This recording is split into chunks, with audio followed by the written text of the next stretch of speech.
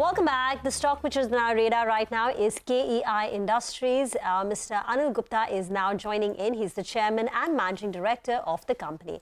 Mr. Gupta, morning, and thanks so much for joining in. This is Reema here.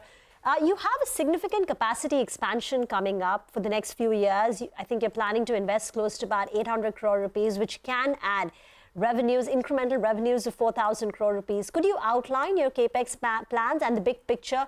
Where do you envisage KEI Industries in the next 5 years? We expect to start this Capex by end of this year. And this will be spread over a period of 3 to 4 years.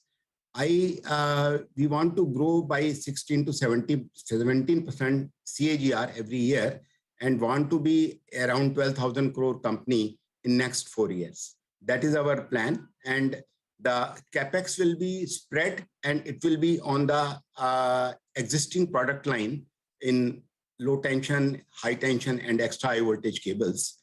We have significant capacity available in house wire segment to grow further.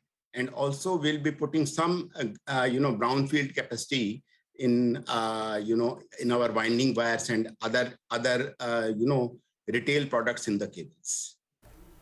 All right. Good morning, Mr. Gupta. Thanks for joining us. So Capex will start at the end of this year. Talking about your order book, the last figures we have are of around 2750 crores. Can you tell us what is the timeline of this?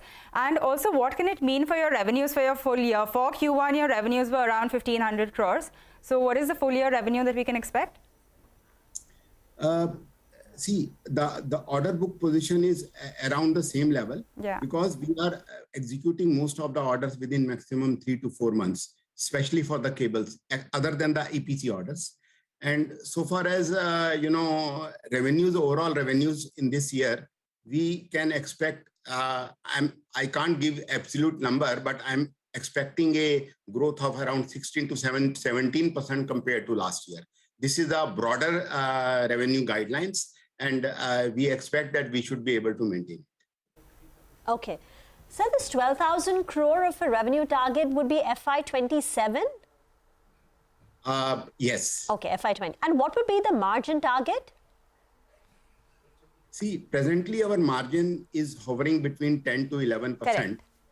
And we expect that if everything goes well, we should be able to expand the margin by around 1%. So it should be closer to 11 to 12%, right? Correct. Okay. So you also are currently, your products are currently priced cheaper than your competitors like Havells, Finolex. Do you have plans to reduce this? To bring it at price parity? And if yes, by when? And is that going to be the margin driver for you over the next 4 years? Yeah. As we are, pursuing and, going deeper into the retail and building up our brand, we would like to expand our margins in the retail business, as the B2B business is always competitive and the pricing is definitely not our hand.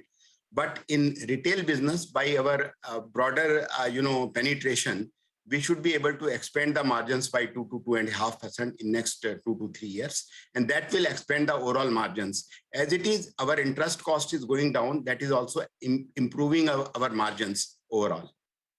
Okay, yeah, so this is actually a trend that we have been seeing where retail as a percentage of your sales has been going up. It was at around 28% in FY18 and it's currently at over 40. So can you tell us what is the target that you see for the retail business for contribution to sales? See, last year it was around 42% of the overall business. Even in the first quarter also, we have seen 42% around. We would like to take it to 50% level in next 1 to 2 years. And even going forward, we would like to take it to 55 to 60% by FY 26-27.